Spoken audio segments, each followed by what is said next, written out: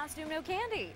Shopping last minute and buying what you don't like, just a few tricks to have a healthier Halloween. Here to keep your diet on track this candy-filled holiday, Natalie from the American Council on Exercise. And we should say, Dr. Natalie, you're doing your residency in pediatrics at UCLA. Thanks for being here today. Oh, it's a pleasure. I'm glad to see you, Renee. It's been a while. It has been a while, and it's just amazing. Halloween almost here again. We're going to get our filling of sweets, but kids, you know, we don't want to bombard them because of the health reasons, the dental reasons.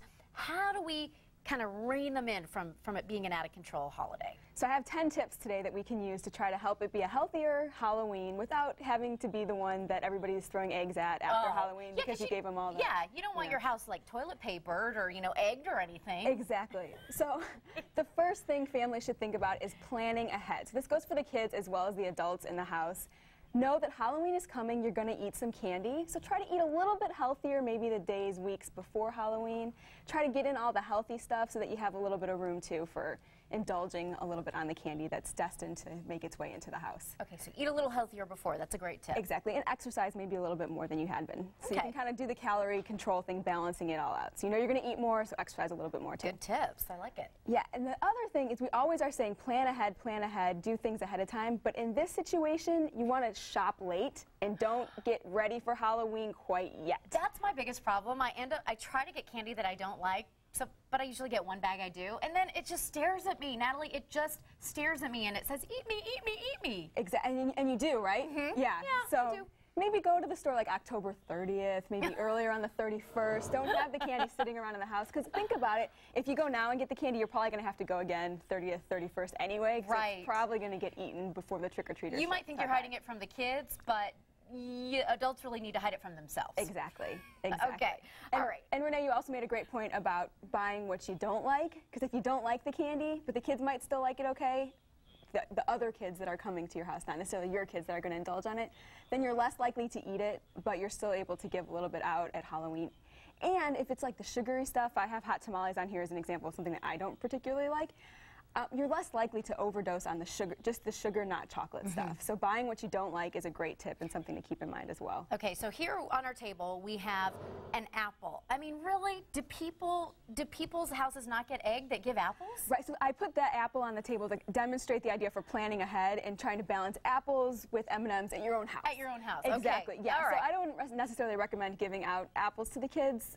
It's a good idea, but they might not be that thrilled to receive it. They'll throw it at your mailbox, trust us. Yeah, they probably will. So this one is just to show buying things that you don't necessarily like so much is a good way to go, so you don't eat too much of the candy before the trick-or-treaters come by. Yeah, that makes a lot of sense.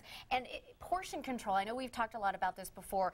If it's already packaged in a smaller portion, that's good for our waistline. Exactly. So I brought the smaller ones to think about that with the portion control. The only thing you want to be cautious about with the smaller ones is that you don't go ahead and eat a lot more, because you say they're just so small. Ah, okay. But yeah, portion control is very important, and kind of rationing the treats for the kids too afterwards. So if we want to skip a little bit over here, it's just really for the kids, after they go trick-or-treating and they come back with all of this candy, trying to help them learn a little bit about portion control and having them in little baggies and saying, okay, today is this, you can have the candy in this baggie, tomorrow the next baggie, so that they don't eat all of the candy when they get home all at once. So you've made it easy for them. You put it in a little Ziploc bag, and this is what they're allowed to have, and when they're done with this bag, that is it. They're done for the night. Exactly. And another thing you can do is you can take that bag and put the bags in the freezer, and so when they're going to eat the candy, it comes cold out of the freezer. It takes a lot longer to eat the candy that way,